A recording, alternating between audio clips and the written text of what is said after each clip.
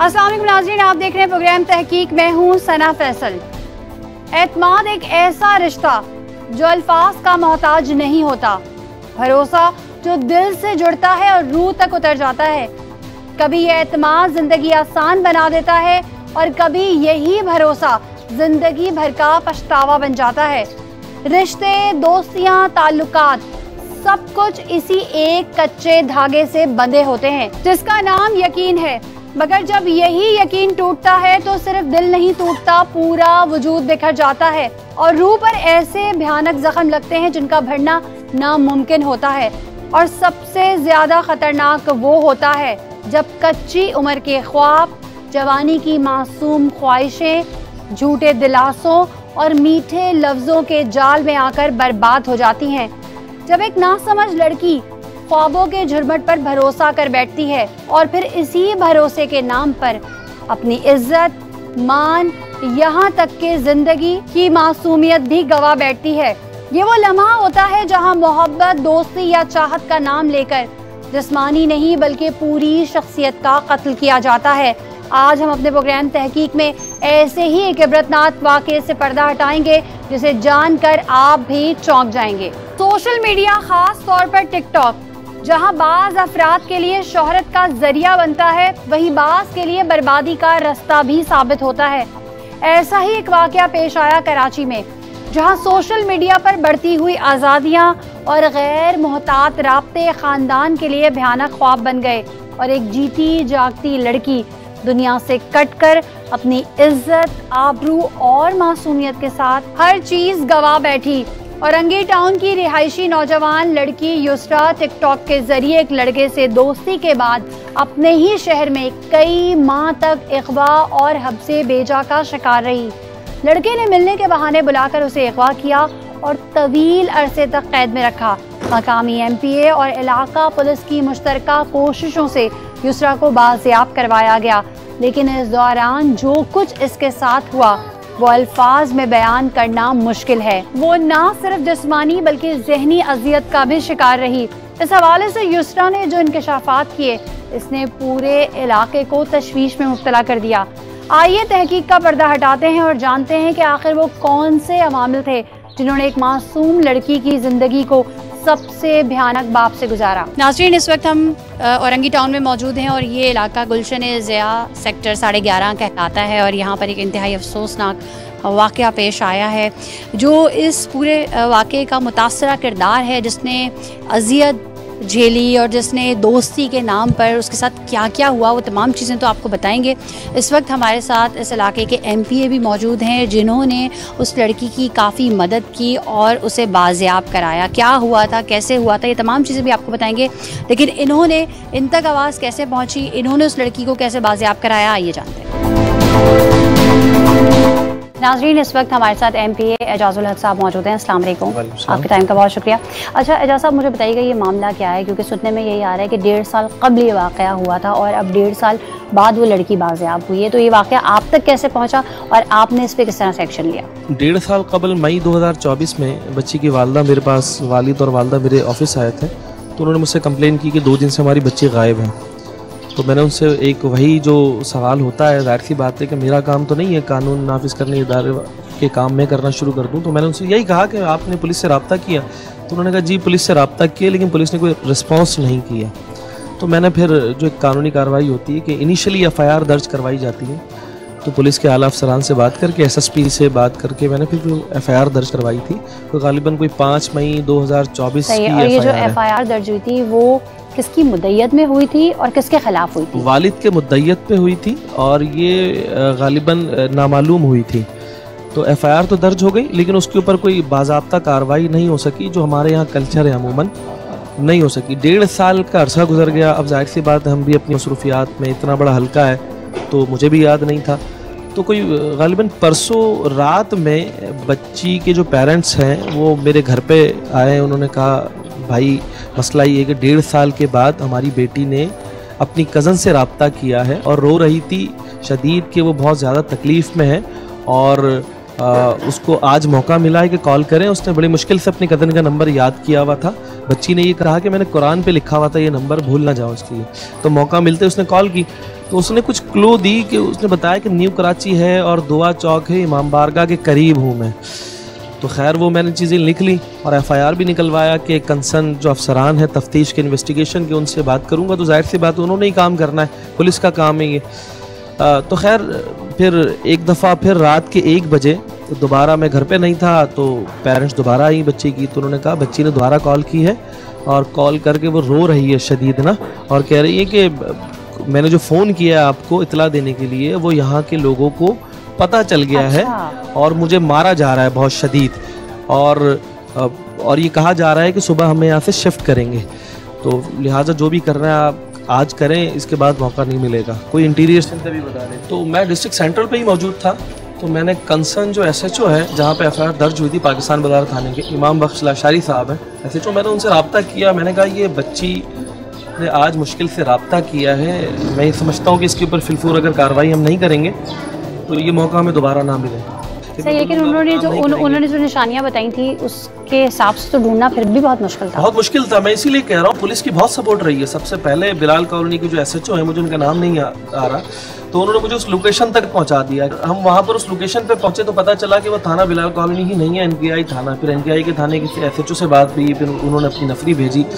तो हमें कोई वहाँ पर खड़े होकर उस घर को ढूंढना, आप इस तरह कह सकती हैं कि पता सिर्फ ये हो कि शारा फैसल है, वहाँ से आपको घर निकालना है। लाखों की तादाद में वहाँ पर घर है। तो अल्लाह ताला की मदद साथ पे थी। मैं ये समझता हूँ इस कार्रवाई के अंदर सिर्फ मेरी नीयत ही अच्छी नहीं थी, तमाम पुलिस वालों की नीयत। जिस नंबर से कॉल आ रही थी क्या उसको उस टेक्निकल जराये से भी ट्रेस किया गया? इतनी रात में पॉसिबल नहीं था। किस तरीके से ट्रेस किया गया? जो मुझे बताया गया था नंबर के हवाले से कि ट्रेस करने के लिए, तो वो दूसरे दिन की बात हो रही थी, लेकिन तब तक बच्ची शायद शिफ्ट हो जाती। तो हमने एक पुलिस का एक निज़ाम है कि उनके पास इन्फॉर्मर होते हैं वहाँ पे इलाके में। अच्छा, हमें क्योंकि इस बच्ची का जो ताल्लुक है और जो दोस्ती है वो टिकटॉक के थ्रू हुआ था, तो इत्तेफाक से इनके वालिद के मोबाइल में उस लड़के की तस्वीर मौजूद थी। वो तस्वीर मैंने फिर अपने मोबाइल पे व्हाट्सअप करवाया। फिर उस तस्वीर के थ्रू, क्योंकि व्हाट्सअप के अंदर आपको किसी भी वीडियो डाउनलोड करने से या फिर तस्वीर डाउनलोड करने से उसका बायोडेटा आ जाता है, यूज़र नेम आ जाता है। फिर यूज़र नेम को हमने चेक किया और फिर उसकी पूरी आईडी हमारे पास निकली, तो फिजिबल पिक्चर हमें मिली। तो उस फिजिबल पिक्चर के थ्रू हम कोई रात के 1 बजे न्यू कराची पहुँचे थे और रात के तकरीबन 5 साढ़े 5 बजे सुबह के 5 बजे तक हमें वो घर मिल चुका था। वहाँ पे पुलिस ने अपनी कार्रवाई की अपने। सही है। तो जब उस घर में इंटर किस तरीके से हुए, वहाँ से क्या मज़ामत हुई, वहाँ कौन कौन लोग मौजूद थे? वहाँ पर एक खातून थी जो रुबीना है, जो गालिबन इस बच्ची की सास है, और दूसरे इस बच्ची का जो शौहर है जो कहला रहे थे हमजा, उससे मुलाकात हुई। वो वही शख्स था जिसकी तस्वीर थी? जी। तो दरवाज़ा आसानी से खुला नहीं, बड़ी मज़हमत हुई और बाद में मुझे पता चला कि वो इलाका नॉर्मल भी नहीं है, खमीसो गोड है और मशहूर ज़माना है, और उस इलाके में हफ्ते में 2-3 जो है वो पुलिस मुकाबले होना वो आम सी बात है। मंशियात फरोशों का गढ़ है, अड्डा है, और पड़ोस में फिर सोराब गोड आ जाता है जो अफगानियों की बस्ती हैं वहाँ पर। तो बड़े मुश्किल से हमने निकाला। पहले जब हम अंदर गए तो सबसे पहले तो बच्ची ने हमें पहचानने से इनकार कर दिया। बच्ची की तस्वीर मेरे पास मौजूद थी, तो हमने पूछा कि बेटा आपने कॉल की थी घर पे कि आप तकलीफ पे हैं? तो बच्ची ने कहा नहीं, मैं तो खुश हूँ, मुझे कोई प्रॉब्लम नहीं है। वो डरी हुई होगी। मैं तो बिल्कुल सहमत। उनके वालिद साहब को नहीं बुलाया गया था उस वक्त? नहीं, उस वक्त नहीं, क्योंकि उनके वालिद साहब मौजूद नहीं थे। और सच में अगर कहूँ तो मुझे भी इस बात की उम्मीद नहीं थी, अल्लाह की रात से थी कि ये बच्ची हमें शायद बरामद हो जाए। सिर्फ दुआ चौक, न्यू कराची, इमाम बारगाह से किसी घर को ट्रेस नहीं किया जा सकता। इसमें खालिसतन अल्लाह ताला की मदद थी, और जितने लोग थे, जितने पुलिस वाले थे, वो सबकी नीयत अच्छी थी कि हम उस घर तक पहुंचे, वो भी रात के शहर में। फिर उस लड़की को कैसे कन्विंस किया गया? कन्विंस इस तरह किया, मैंने बच्ची से पूछा, देखो बेटा आपने कॉल की थी रोते हुए, आपकी एफआईआर दर्ज है, और उसके अलावा जो आपकी कंडीशन है वो ऐसी नहीं है कि जो आप बातें कर रही हैं उससे मैच नहीं हो रही हैं चीज़ें ना। कंडीशन कैसी थी उसकी? कंडीशन बहुत बुरी है, आप मुलाकात करेंगे ना आपको नजर आ जाएगा। आप तो फिर भी खातून, आप ज़्यादा पहुंच सकती है। बच्ची के जिस्म में शायद ही कोई ऐसा कोई जगह मौजूद हो जहाँ पर जख्म ना हो, उसके सर फटे हुए, और इसके अलावा और ये इतना जुल्म सितम इस पे क्यों किया गया? मैं बता रहा हूँ आगे आपको, बच्ची भी बता देगी, जो मुझे पता चला है मैं आपको बताता हूँ।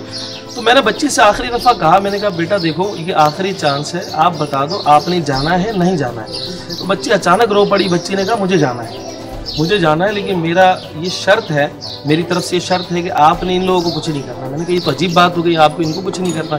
तो खैर मैंने जब बच्ची से दोबारा पूछा, क्योंकि एफआईआर भी दर्ज थी, तो पुलिस ने अपनी कार्रवाई करनी थी। पुलिस ने उनसे निकाहनामा तलब किया तो उन्होंने कहा नहीं, निकाहनामा तो हमारे पास नहीं है।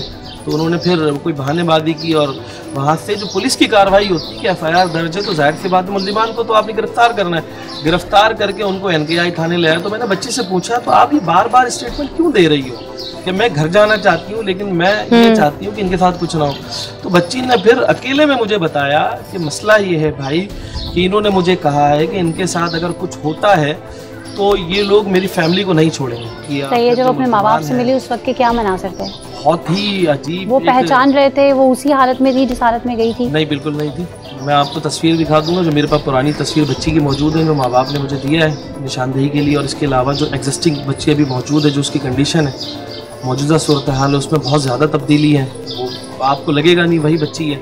उसके घर वालों को ये पता था, जैसे आपने बताया कि हमने वो पिक्चर मंगवाई और उसके बाद फिर उसे ट्रेस करना शुरू किया, तो ये पिक्चर 1.5 साल पहले भी तो मंगवाई जा सकती थी। क्या उस वक्त उन्हें पता था कि ये वही शख्स है, या जब कॉल आई थी तब उसने बताया था? ये पिक्चर 1.5 साल पहले भी मौजूद थी। मैं ये यहाँ पर कहूँगा कि इस केस में बच्ची की रिकवरी के लिए जहाँ तक पुलिस का किरदार बहुत पॉजिटिव है, 1.5 साल पहले इतना ही नेगेटिव था, इतना ही नेगेटिव था, इससे ज़्यादा नेगेटिव था। 1.5 साल पहले भी ये पिक्चर मौजूद थी। जाहिर सी बात है गरीब का कोई नहीं है। खासकर मैंने कहा ना, थाने में अगर कोई जाए तो इनिशियली एफआईआर दर्ज करने के लिए एमपीए की, एमएनए की, पुलिस के आला अफसरान की या फिर किसी ऐसे शख्स की सपोर्ट की ज़रूरत नहीं होनी चाहिए कि वो फ़ोन करें और एफआईआर दर्ज करवाएं। मैंने करवाया एफआईआर दर्ज एज एमपीए अपने हलके के लोगों की। मुझे फ़ोन करना नहीं चाहिए। ये तो पाकिस्तानी किसी भी शहरी का एक बुनियादी हक है कि वो थाने पे जाएं, वो एप्लीकेशन दर्ज कराएं और 24 घंटे के बाद उसका एफआईआर दर्ज होना चाहिए। और सज़ा और जज़ा का मसला कोर्ट का है, थाने का या पुलिस का नहीं है। एफआईआर मैंने दर्ज करवाया, एफआईआर दर्ज करवाने के बावजूद अगर उसके ऊपर कार्रवाई नहीं हो सकी और 1.5 साल तक ये बच्ची तरसती रही, बिलखती रही, तड़पती रही, तो ये कसूर कहीं ना कहीं हमारे माशरे का और ये पूरे सिस्टम का है। Exactly. ये पिक्चर 1.5 साल पहले भी मौजूद था। ये मैं आपको बताऊं, बड़ी अजीब सी बात है, 1.5 साल पहले भी आप उनके घर जाएंगे आपको पता चल जाएगा 20-25 हज़ार रुपये में मजदूरी करने वाला वो शख्स है जो वालिद है बच्ची के, उससे अगर तफ्तीशी अफसर 50,000 रुपये का तकाजा करेगा तो वो कैसे कर सकता है? अब जाहिर सी बात, उसका तकाजा पूरा नहीं हुआ तो उसने कार्रवाई भी आगे नहीं की। अभी जब आप गए तो मौके पर रुबीना, उसका जो शौहर था, नाम नेहाज शौहर था, क्योंकि निकाहनामा तो नहीं मिला आपको? नहीं मिला। तो और कौन कौन लोग वहाँ पे मौजूद थे? ये 2 मौजूद थे। बच्ची कहती है कि खातून और कितना बड़ा घर था?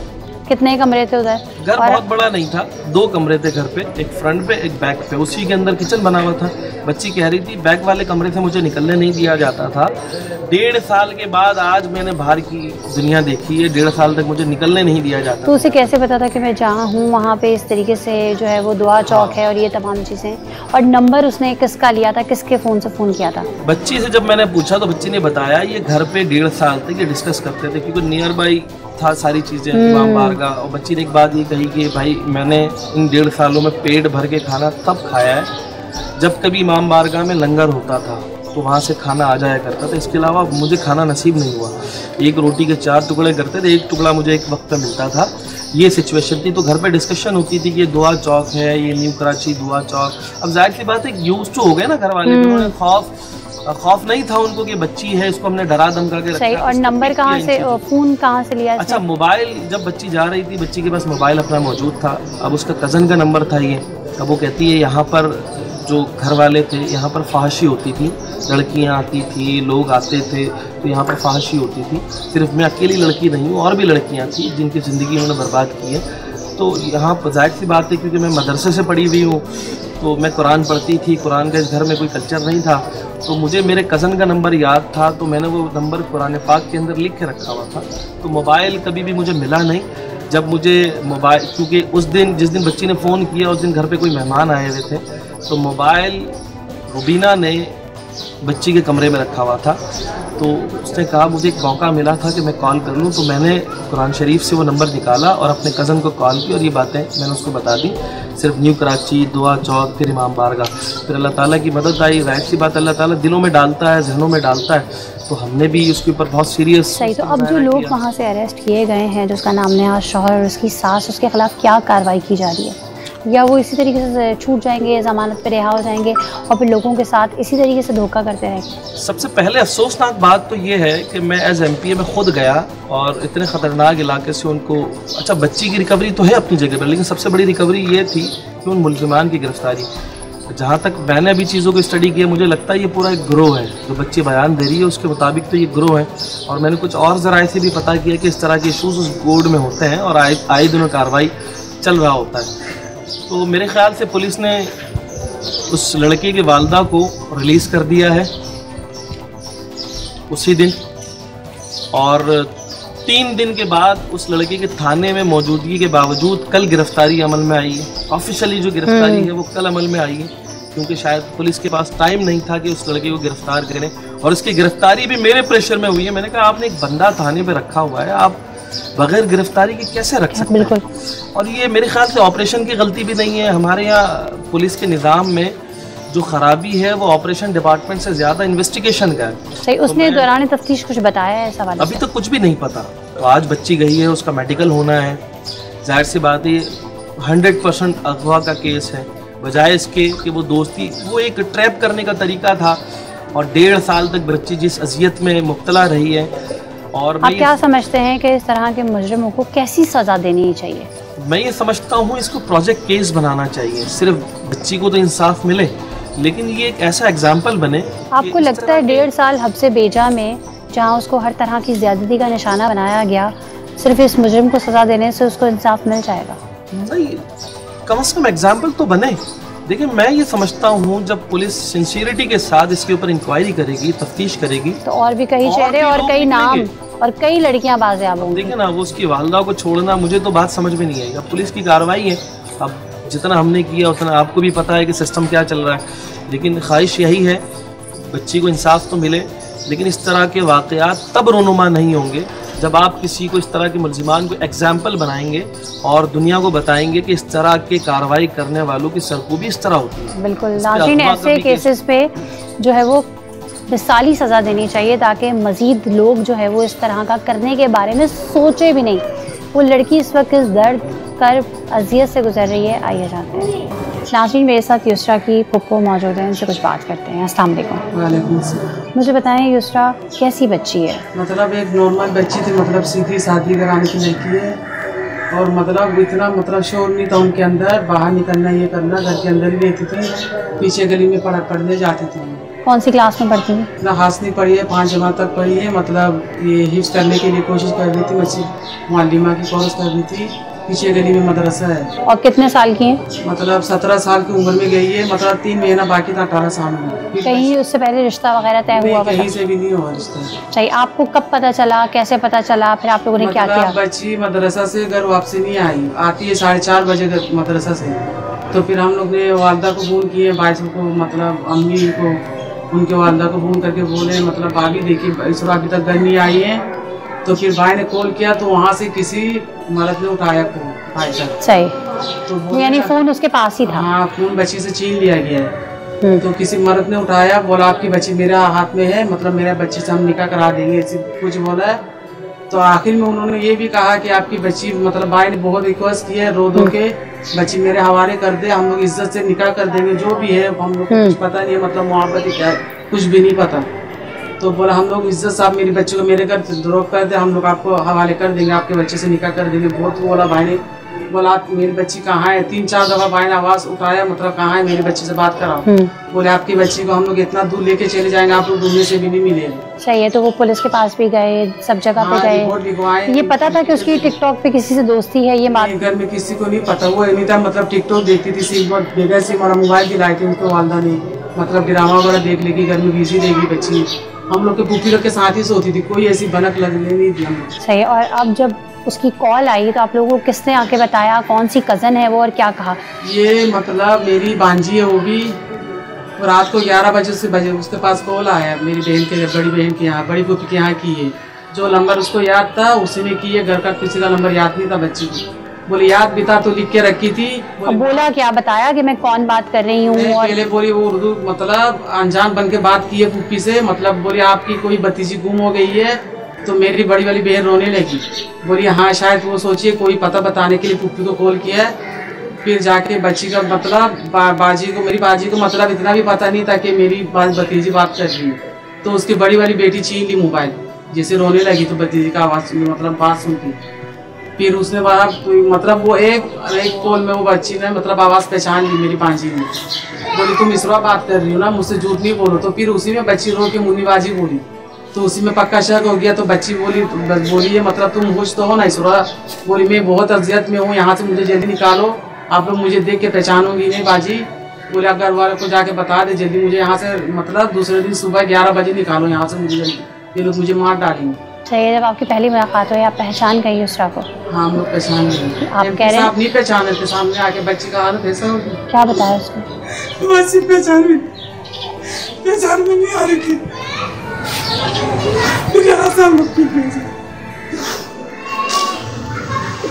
उसका हाथ में चलाया गया, पूरा सर और बाल सब काट दिया, कमर के नीचे तक बाल था उसका। बोली लंबा बाल पसंद नहीं हम लोग के घर पे, बोल के उनके साथ बहुत ज्यारत थी, अजियत थी। बच्ची को सामने से बाल काट दिया, आगे पीछे सब जगह से। बच्ची को शैम्पू तक का नहीं मिला, उसको एक नौकरानी की तरह रखा गया, तशद्दुद किया उसके साथ बच्ची के दांत, उसकी सांस और उसका छोरा।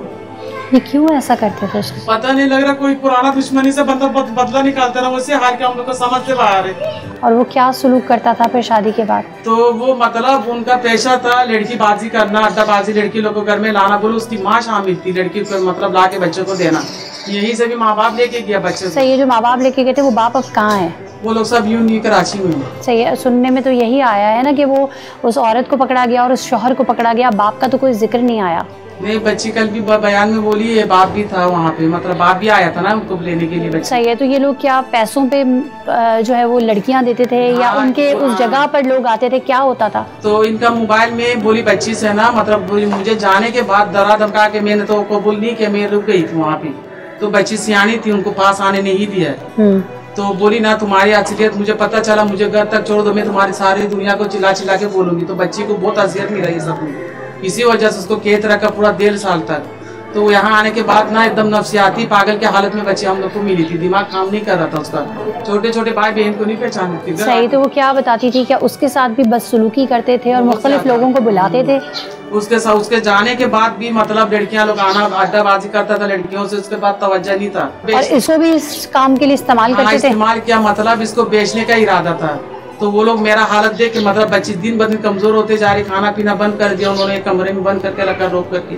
तो इसी वजह से बच्ची को बेच नहीं सके, ऊपर से हम लोग ने केस भी हिफायत भी दर्ज करवाए, इसी डर की वजह से शायद बच्ची आगे। तो जो उन्होंने बताया जो लड़कियां वहाँ पर आती थी वो अपनी मर्जी से आती थी या उन्हें भी इसी तरीके से ट्रैप करके लाया जाता था? ये मेरी सुरा खुद टिक बोली बनाती थे, बोले ये तुम मोबाइल पकड़ा देते तो मेरा मूवी बना, बोले नहीं बना के तो उसको लाख जूता खाना पड़ता था। कि वो बच्ची खुद मूवी बना के मतलब ये लड़कियों को बेचता था, हाथ काट देंगे, कुछ ना कुछ धमकी वगैरह देंगे, तो लड़कियां इसकी तरफ फिदा हो जाता था। और फिर लड़कियां आ जाती हैं उनके साथ यही सलूक करते हैं? बोले सुबह 11 बजे माँ बेटा दोनों घर से निकलते, ताला लगा के इसको लॉक करके भूखा प्यासा घर में। बोले रात को 2-3 बजे आते माँ बेटा दोनों। बोली मैं अकेले घर में काम करती होती है, आप दीवारों से बात कर रही होती है, एकदम पागल नफ्स आती, इतनी सियानी बच्ची मेरी। अब आप लोग क्या चाहते हैं? अभी हम लोग चाहते हैं उन लोग को सजा हो, कड़ी से कड़ी सजा मिले, ताकि कोई लड़की की जिंदगी बर्बाद नहीं करे आगे जाके। लड़की की माँ की हालत कैसी है अभी? वो तो 2 महीने तक बिस्तर में पड़ी हुई थी, वो अल्लाह के ऊपर छोड़ दी। मेरी बच्ची कभी ना कभी आएगी, एक जोड़ा कपड़ा कभी किसी को हाथ लगाने नहीं छोड़ता। इनको जिद करती थी बोल पहनने के लिए, आपकी बच्चा भी नहीं आएगी अम्मी, यानी आप ही आते आते ये कपड़ा पुराना हो जाएगा, मुझे दे दी। बोली नहीं, मेरी बच्ची का निशानी है, एक एक चीज संभाल के रखी। और अब जब वो मिली वो बेहोश हो गई थी थाने के पास, बहुत मुश्किल से वही आई है। और वाले साहब का क्या हाल है? उनका तो मत पूछिए, बेचारों को कंपनी में कल बयान में बता रहा था, तो सुने घर वालों से छुपाया उन्होंने। बोले मुझे कंपनी में नफसियाती बोलता था, सन्नाटा नाम रख दिया था, मतलब पागल बोल के मजाक उड़ाया जाता था। मेरे छत के ऊपर लेटा रहता था, खाना पीना नहीं, काम धंधा करने का कोशिश नहीं करता था, मैं जहाँ तहाँ लेट जाता था। तो मुझे लोग मजाक उड़ाया गया वहाँ पे, ऐसी बोलता था। फिर एक दिन वालदा को बोला ना, बच्ची का बाप देखा तो बोली जब मैं मर जाऊंगा ना, बच्ची आएगी तो बस इतना वो मेरे कब्र में चिराने में जाके बोल दे कि अब मैं आ गया हूँ। नाज़रीन, ये एक ही उसरा की कहानी नहीं है, ऐसी ना जाने कितनी मासूम बच्चियाँ हैं जो सोशल मीडिया यूज़ करती हैं और इसी तरीके से लोग इस कहते हैं ना किसी चीज़ का फ़ायदा भी होता है नुकसान भी होता है, तो इसी सोशल मीडिया को लोग आलाकार बनाकर लड़कियों को किस तरह से ट्रैप करते हैं। ये पूरा एक गैंग है, ये किस तरीके से करता है। ट्रैप करने के बाद बातों में फंसाता है, फिर मरने मारने की धमकियां देता है कि जी मैं मर जाऊंगा, और फिर लड़कियां जब उसके झांसे में आ जाती है तो उनके साथ ये सुलूक करता है। नाज़रीन, मेरे साथ युसरा मौजूद है, इसकी कहानी इसी की ज़बानी जानते हैं। युसरा, क्या हुआ था आपके साथ? किस तरीके से आपको जो है वो ये अगवा करके लेके गए थे, कोई झांसा दे के लेके गए थे, क्या हुआ था? उस दिन मेरे साथ ये हुआ कि जो लड़का था ना मेरा हमज़ान, उनसे मैं एक दो दफ़ा मैंने बात भी की। सही, उससे आपकी क्या बात हुई थी? इसलिए दोस्ती की हमारी कुछ बातें, ऐसी कोई बातें नहीं थी, सिर्फ दोस्ती की बात भी टिकटॉक की आईडी बनी हुई थी? जी जी, लेकिन उसकी भी बनी हुई थी? जी, उसकी भी वीडियोस होती थी, आप भी वीडियोस डालते थे? जी, मैं अपने चेहरे वगैरह जैसे कि हाथ वगैरह हो गए हैं, जैसे पिते वो हो गए, जैसे लड़के डालती बाकी वैसे मैं डालती थी। तो उन्होंने उसमें से दोस्ती की मुझसे। क्या कहा उन्होंने? पहला मैसेज क्या किया? आपसे दोस्ती करना चाहता। मैंने कहा आप कौन हो? मैं यहाँ रहता हूँ। ऐसी इस तरह बातें चीतें होने लगी। फिर वो उन्होंने अचानक से अपनी मोहब्बत की इजहार कर दी। क्या कहा? कि मैं आपसे शादी करना चाहता हूँ। तो मैंने कहा नहीं, मैं नहीं कर सकती, क्योंकि मैं ऐसे घराने से नहीं हूँ, मैं अच्छे घराने से, मैं अपनी फैमिली की मर्ज़ी से शादी करना चाहती हूँ। सही। फिर मैंने उस वक्त उनको ब्लॉक कर दिया। फिर उनकी मामा वगैरह सब ने मुझे धमकी दिया। उन्होंने फिर मुझसे कॉल की कि तुम इससे शादी कर लो, ये कर लो, मेरा बेटा मर जाएगा। लेकिन मैंने कहा आंटी मैं नहीं करूँगी। फिर मैं उनकी मामा ने आपसे कैसे रब्ता किया? उनकी मोबाइल से ही रब्ते के दूसरे नंबर से। आप उनसे बोलती है अगर ये इतना सीरियस है तो आप रिश्ता लेकर आए मेरे घर में? मुझे करना नहीं था ना, मेरा सिर्फ एक दोस्ती का रिश्ता था, मुझे अपने घर वालों की मर्जी से करना था। आप किसी और को पसंद करती थी? जी नहीं, किसी को भी नहीं? जी जी नहीं। सही। फिर ये हुआ, फिर क्या हुआ? फिर मैं एक दिन मदरसे गई, तो वहाँ की छुट्टी होने के बाद, यानी मैं छुट्टी पर बच्चे पढ़ा रही थी, बीच के टाइम था, बाजी वगैरह कोई भी नहीं थी वहाँ पे। तो उनकी मामा ऊपर आई, उन्होंने मुझे बुलाया कि आप तो से नीचे आ जाओ। तो मैं नीचे चली गई। तो उनके वालिद साहब भी आए हुए थे, उमर फारूक। तो उन्होंने कहा कि मेरा बेटा मर रहा है, ये मेरे साथ चलो। मैंने कहा मैं नहीं जाऊंगी। मैंने कहा मेरे घर वाले मेरा इंतज़ार करेंगे, मैं नहीं जाऊंगी, आप जानो, आपका बेटा जाना। फिर उन्होंने मुझे, उनकी मामा की तबीयत ख़राब होने लग गई, उमर फारूक की बीवी की यानी रुबीना की तबीयत ख़राब होने लग गई। तो उन्होंने मुझे जूस निकाल के दिया, मैंने उनको भी पिलाया। फिर उन्होंने कहा आप भी पी लो। उन्होंने मुझे जैसे तैसे ज़बरदस्ती करके पिला दिया। फिर मैं अपने होश में नहीं थी। आपको वहाँ मदरसे में किसी ने देखा नहीं कि इनको जूस पिला के लेकर जा रहे हैं, या किसी बच्चे ने नहीं देखा? जी जी, सब अपने पढ़ाई कर रहे थे ना, कारी साहब वगैरह कोई नहीं है। जब आप होश में आई तो? जब मैं होश में तो उनके घर पे थी मैं। जब मैंने देखा मेरे पैरों तरह ज़मीन घिस गई कि मैं कहाँ हूँ, कि मैं कहाँ आ गई। मेरे घर वाले नहीं, कि मैं अकेली हूँ सबसे। हौसला करेंगे, हौसला करेंगे। इतनी हिम्मत वाली है, 1.5 साल बाद उनके शिकंजे से निकल कर आई हैं। तो अब तो आपका मतलब ये तो आपका हौसला ही था ना, हिम्मत ही थी ना, जो आप इतने अरसे के बाद निकली।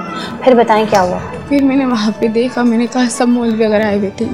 मैंने कहा मैं यहाँ की हूँ, मुझे अपने घर जाना है, मैं यहाँ नहीं रहूँगी। मेरा थोड़ा सा शौक है। मैंने कहा मैं यहाँ नहीं रहूँगी, मुझे अपने घर जाना है, मेरे मामा पापा इंतज़ार करना है। उन्होंने कहा तुम जा नहीं सकती, तुम जाओगी तो तुम्हारे घर वालों को मार देंगे, तुम्हारे बाबा को मार देंगे। तो उन्होंने ज़बरदस्ती निकाह पढ़वाया? जी, उन्होंने निकाह नहीं पढ़वाया, उन्होंने ज़बरदस्ती मुझसे पेपरों में साइन करवाया। उनके वालिद ने, उमर फारूक ने ज़बरदस्ती मुझसे साइन करवाया और मेरी अंगूठे लिए और मेरे घर वालों के ख़िलाफ़ बोलने को मुझे कहा। अच्छा, फिर क्या हुआ? फिर मैं वहाँ 1.5 साल रहती रही। फिर वो 1.5 साल में क्या हुआ? ये जो उमर फारूक जिनका आप नाम ले रही हैं, जो आपके ससुर थे, वो वहाँ आते थे, रहते थे, क्या करते थे? जी, वो आते थे फिर चले जाते थे। उनका क्या काम था? उनका अपनी बीवी से काम था, उनको यानी अपने बेटे को लड़कियाँ लाना, उनका यही काम था। सही। वो वैसे क्या काम करते थे? कोई बज़ाहिर दिखता था कि कोई काम करते हैं, या यही काम करते थे? इतना तो मुझे पता नहीं, उनके बारे में इतना मुझे नहीं पता, क्योंकि मैंने 1.5 सारा दिन वहीं होते थे या एक मखसूस टाइम पे? रात में, मखसूस टाइम में रात में आते थे वो। मैं सारा दिन घर पे होती थी। सही है। तो शादी के बाद हमजा का रवैया आपके साथ कैसा था? वाकई बीवी का आपको दर्जा दिया? ये कोई बीवी का दर्जा नहीं था, कोई शादी नहीं था, ये सिर्फ एक निकाह के नाम के दुनिया के लिए बस ये शादी है। लेकिन मेरी दुनिया के लिए मतलब कोई रिश्तेदार भी मिलने आते थे क्या? जी आते थे, लेकिन उन लोगों को कहा था कि हमने इनको टंडो आजम से लेकर, लेकिन मुझे धमकी देकर उन्होंने रखा हुआ था वहाँ पे। वो किस किस्म के रिश्तेदार थे? वो यानी कि जैसे उनकी खाला हो गई, कुछ मोहल्ले से आगे अचानक से उन्होंने मुझे देख लिया घर पे, तो बोलनी, फिर सिर्फ सलाम दुआ तक वो रखती थी, फिर मुझे कहती थी अंदर चली जाओ, ताकि मैं 1.5 साल में भी आपको उनसे मोहब्बत नहीं हुई, उनसे नहीं हुई, क्यों, क्या वजह हुई? क्योंकि उनका जो नेचर था ना वो सिर्फ लड़कियों का था, वो सिर्फ मैं एक नहीं थी, वो लड़कियां मेरे जाने के बाद भी बहुत आती थी। उनकी मामा का ये शौक़ था, दुर्बीना थी, उनको ला के देना, उनकी अपने बेटे की हवस पूरी करना। मतलब कोई गलत काम किया जाता था वहाँ पे? जी जी जी। क्या गलत काम होता था? वही लड़कियां रहना इस्तेमाल करना, ये उनका काम था। मतलब वो उन लड़कियों की वीडियोस भी बनाते थे या जी जी, उनको हाथ प्यार मोहब्बत का जांच किया जाता था? जी जी, उनको हाथ काट के दिखाना, उनको ये करके दिखाना, मुझे भी दिखाया गया था, लेकिन मैं उनकी जांच से मैं नहीं आई, तो मेरे साथ वो जो लड़कियां वहाँ आती थी उनको भी अगवा करके लाया जाता था, वो या वो खुशी खुशी आती थी या वो इसी तरीके से ट्रैप करके लाया जाता था? उनको ट्रैप करके लाया जाता था, धमकियाँ दिया जाता था उनको। वहाँ पे रुकती थी, टिकती थी या चली जाती थी? वो रुकती थी 1-2 घंटे के लिए, 3 घंटे के लिए, फिर चली जाती थी। वो उनको जाने देते थे, आपको क्यों नहीं जाने दिया? क्योंकि मुझे एक दुनिया की नज़र की वजह से मैं कहती थी कि मैं सबको बता दूंगी, मैं बता दूंगी अपने घर वालों को, मैं सबको बताऊंगी कि आप ऐसे हैं। तो जो लड़कियां 2 घंटे 3 घंटे रुक के चली जाती थी, उनके साथ क्या होता था और वो किस हाल में वापस जाती थी? वो उसी हाल में वापस जाती थी, जो उनके साथ होना था वो तो हो ही जाता था वहाँ पे। वो उनकी माँ उनको अच्छे से बैठाती थी, करती थी, लेकिन मैं सब कुछ देखती थी वहाँ पे। देखिए उनकी मामा उनको करने के बाद मतलब क्या कोई फहाशी का अड्डा था वहाँ पर? लड़कियाँ कुछ गलत काम होता था, क्या होता था? सिर्फ वहाँ पे लड़के तो नहीं, सिर्फ इनकी वो जो सोच थी ना, इनकी जो हवस थी, वो सिर्फ इनकी माँ पूरी करती थी। ऐसी माँ कैसे हो सकती है? ये ऐसी औरत, मैं कहती हूँ ये औरत नहीं है, क्योंकि जो औरत औरतों को नहीं समझती है, ऐसी औरत नहीं है। और 1.5 साल तक मैंने दुनिया की बाहर नहीं देखी। मैंने 1.5 साल में आपको कभी मौका नहीं मिला कि आप कभी मौका नहीं मिला? कभी जब भी मैं कहती थी ना तो मुझे धमकियाँ, मुझे मार धार, ये सब किया जाता था वहाँ पे। किस तरह से मारते थे, क्या धमकियाँ देते थे? मुझे डंडे से मारा गया, सर में मुझे धक्का दिया, मेरे सर में भी चोट है, मुझे जलाएगा, मेरे हाथ से। आप मुझे अपने जले हुए थोड़े निशान दिखाएं। ये देखें नाज़रीन, ये देखें आप, ये और हाथ देखें, इनकी कलाई देखें, बिल्कुल इसका हाथ जो है ना वो बिल्कुल ऐसा हो गया जैसे किसी कुछ 6 साल की बच्ची का होता है ना, उस तरह से, उससे भी ज़्यादा कमज़ोरी है। जले हुए निशान देखे। ये किस चीज़ से जलाया गया आपको? ये गर्म चाय डाल दिया गया उन्होंने। गर्म चाय डाल दी? जी, जो सिर्फ यही जले हुए निशान है या और भी? सर वगैरह में भी छोटे हैं। गरम चाय डाल दी? गरम चाय किस बात पे डाल दी? इसलिए कि उन्होंने कहा कि चाय बना, मुझे चाय बनाने इतनी नहीं आती थी, क्योंकि मैं घर में कोई काम नहीं करती थी उस टाइम पे। आपके दूसरे हाथ पे भी निशान है, यहाँ पे भी चोटें?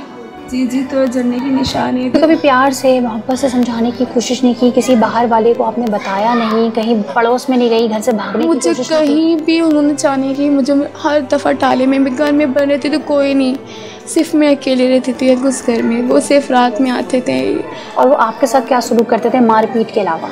मार के, वो सिर्फ इस्तेमाल के तौर पे रखा हुआ था। और उसकी माँ को पता था ये सब कुछ पता? वो ये सगी माँ थी वो?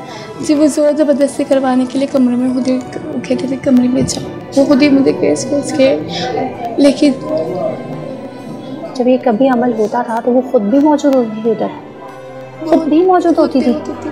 कैसी माँ थी वो?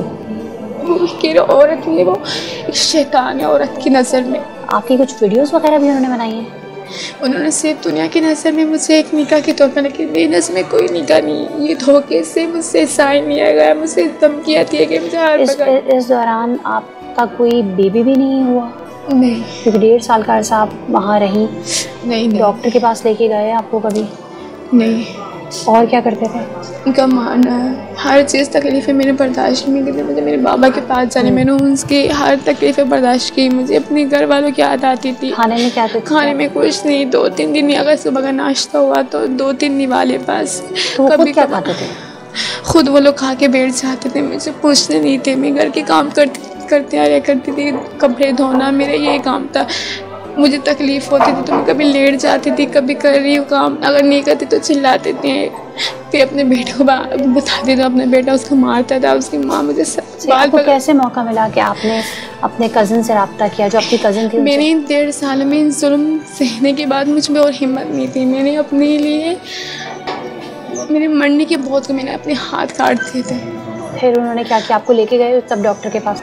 उस वक्त ये था कि मैं हाथ नहीं कटा मेरा, सही से नस नहीं कटा मेरा, तो वो घर पे उन्होंने खुद ही कर दिया। वो उसने समझाया नहीं आपको? कुछ बोला नहीं? कुछ भी नहीं कि तुम्हारे कुछ भी नहीं होगा, तुम मर भी जाओगे तो यहाँ कोई भी नहीं आएगा तुम्हारा, तुम्हारा कोई अपना नहीं आएगा यहाँ, क्योंकि तुम्हें यहाँ कोई नहीं पहचानता, तुम्हें कोई नहीं आएगा, तुम मर भी जाओगे तो हम फेंक भी देंगे ना, कोई नहीं पहचानता। जब ये आपके साथ जोर ज़बरदस्ती और बदतमीज़ी और ये तमाम मामलात मारपीट तशद्दुद होता था तो वो जो शख्स था जो कि उसका बाप था वो कुछ नहीं कहता था? नहीं, वो भी उनके साथ मिले हुए थे। वो उसने कभी आपको ज़्यादती का निशाना बनाने की कोशिश की? उन्होंने अपनी नज़र तो रखी लेकिन मैंने नहीं करने दिया कुछ भी। जब आपने अपनी कज़न से रब्ता किया उनको क्या बताया आपने और आपको कैसे मौका मिला, किसके फ़ोन से रब्ता किया आपने? मैंने उनसे 1.5 साल में उन्होंने मुझसे मेरे मोबाइल भी छीन लिया, मेरे नंबर वगैरह सब कुछ छीन लिया। मुझे एक नंबर याद था जब मैं वहाँ पे कुरान शरीफ पढ़ती थी, वो औरत नहीं पढ़ती थी कुरान शरीफ, वो कुरान में भी हाथ नहीं लगाती थी। आपको पढ़ने देती थी? जी, मुझे पढ़ने देती थी। फिर मैं वहाँ पे कुरान शरीफ में मैंने चुपके सब कुछ नंबर, यानी अपनी कज़न की नंबर मुझे याद था, वो मैंने लिख के वहीं पे रख दी थी। फिर मुझे मौका नहीं मिला था क्योंकि मोबाइल नहीं दे रही थी मुझे। फिर ये एक दिन चली गई, भूल कर चली गई वो 5 मिनट के लिए सिर्फ। मुझे याद आया, फिर मैंने उनकी नंबर से, रूबीना की नंबर से मैंने अपने कज़न को कॉल की तो उनको मैंने अपनी सारी दर्द बताई। तो उन्होंने उन्होंने अपनी वालदा वगैरह को सबको बताया। फिर जब पुलिस आपके पास पहुंची और जो MPA थे वो पहुंचे तब तो आप उनके सामने ये कह रही थी कि नहीं मैं सही हूँ, मुझे कोई जी उस वक़्त मैं बैठी हुई थी, ये सो रहे थे सब, मैं बैठी हुई थी। मुझे डरा धमका के मार के उस तरफ भी मार के मुझे कमरे में बिठाया गया था। फिर आपके अंदर हौसला कैसे आया?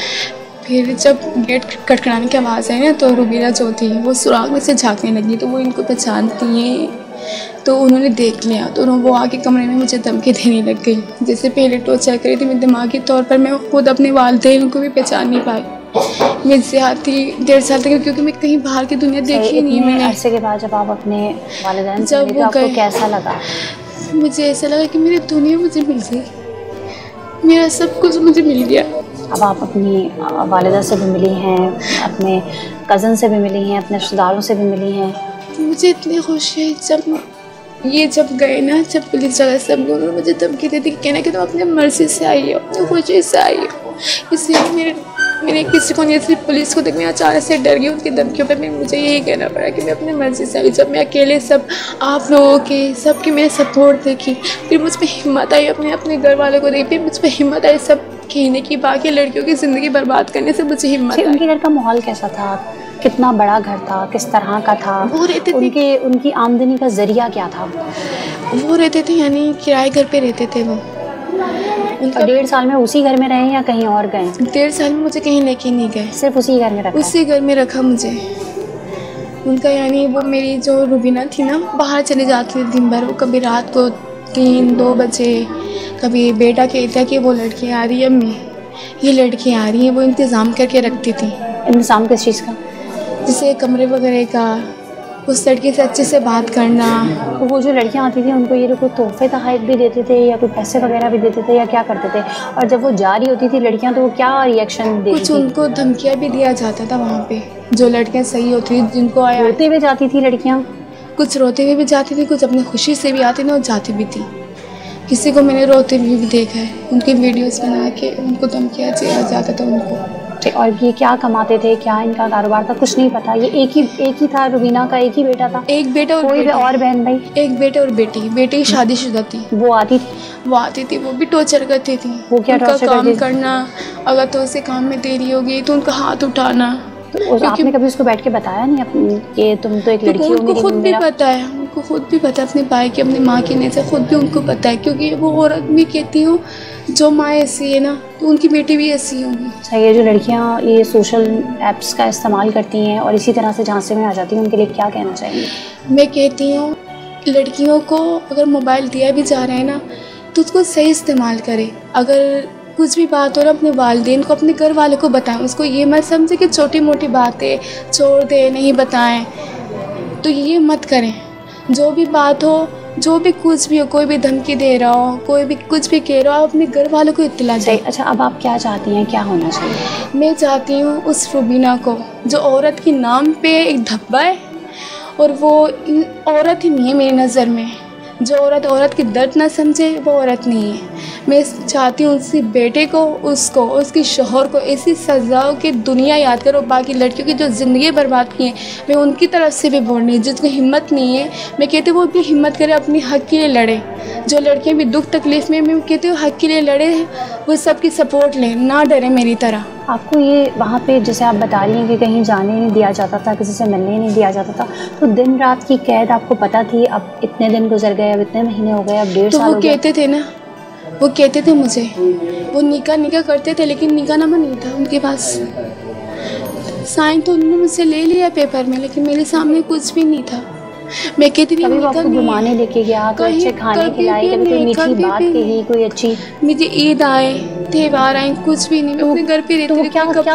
क्या उसका होता था? उसका सलूक ऐसा रहता था, यानी कि एक सख्त मिजाज की नहीं तो मारना ढाना, अपनी माँ के मार सुन के वो फिर अलग करना, वो चले जाते थे मार के, फिर उसकी माँ का अलग बातें सुनना, फिर वो अलग मारना। अगर कुछ बनाने में कुछ भी देरी हो गई तो चाय डाल देना, उनका यही काम था बस। नाज़रीन, आपने सुना कि किस तरीके से एक लड़की को 1.5 साल तक हब्से बेजा में रखा, सिर्फ निकाह का ये कि कहते रहे कि जी निकाह हो गया है, सिर्फ एक पेपर पे साइन करवाए गए थे और उस पेपर पे अंगूठा लगवाया गया था, और इस बात पे 1.5 साल तक उसे ना सिर्फ जिस्मानी तौर पर, जहनी तौर पर, जिनसी तौर पर जो है वो तशद्दुद का निशाना बनाया गया कि उसको समझ नहीं आ रहा था कि वो क्या करे। कई दफ़ा उसने अपनी जान भी लेने की कोशिश की और बिलाखिर वो अपने घर वालों से रब्ता करने में कामयाब हो गई, और वो शुक्रगुजार है तमाम लोगों की जिन्होंने उसे उस चुंगल से निकाला। लेकिन हम ये चाहते हैं, एक युसरा की कहानी बताने का मकसद सिर्फ ये है कि माशरे में ऐसी और युसराएँ ना हो, सोशल मीडिया पर भी काबू पाया जाए और ऐसे दरिंदों को इबरतनाक सज़ा दी जाए ताकि वो दोबारा कभी ऐसा करने के बारे में सोचे ना। नाज़रीन, मेरे साथ युसरा के वालिद साहब भी मौजूद हैं, वो क्या कहते हैं, क्या कहेंगे आप? 1.5 साल के बाद बच्ची का मिलना, मुझे ऐसा लगा मुझे नई जान मिल गई। जब से मेरी बच्ची गायब हुई, सिर्फ अल्लाह से एक दुआ करता था कि मेरी बच्ची मिलने से पहले मुझे मौत नहीं दे रहा, बस अल्लाह से अभी मुझे मौत दे। आपको पता था कुछ कि कहाँ है, किधर है, किस हाल में है? लोग क्या कहते थे जब आप पुलिस के पास जाते थे, वहाँ से क्या रिस्पांस मिलता था? पुलिस के पास जब जाते थे, जाहिर गरीब का कौन सुनता है। मैं जब FIR कटवाना फ़ौरन हो गया था, वो भी एजाज MP एजाज भाई की वजह से हुआ था, उन्होंने दर्ज कर लिया था FIR। फिर कुछ दिन के बाद रात के 1-2 बजे एक पुलिस वाले का फ़ोन आया, तो उन्होंने बोला कि आपने जिस दिन बच्ची गायब हुई थी, बच्ची के मोबाइल में आपने जो है ना फ़ोन करे थे 4:45 बजे, 4:45 बजे, तो उसका जो ना सिंगल हमें जो ना न्यू कराची पे लगा।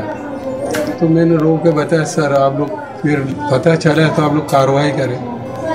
तो उन्होंने मुझे तसल्ली दे, बोला कार्रवाई करेंगे आप, लेकिन मैं नहीं हुआ, साल हो नहीं हो।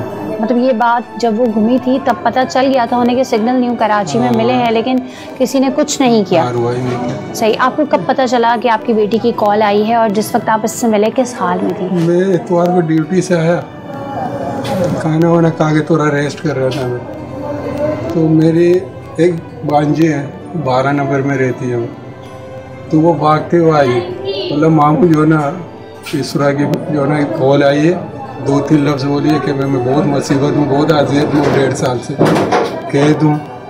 तो अब्बू को बोला मुझे छुड़ा, सुन के तड़प गया। आप मिले अपनी बेटी से? बहुत, मैं सर मुझे पूरी दुनिया में। आप जब मिली नहीं थी युसरा, क्या लगता था कि क्या हुआ है उसके साथ, और जहन में किस किस्म के ख्यालात आते थे? एक बाप दिन में लगता है मेरी बेटी मुसीबत में।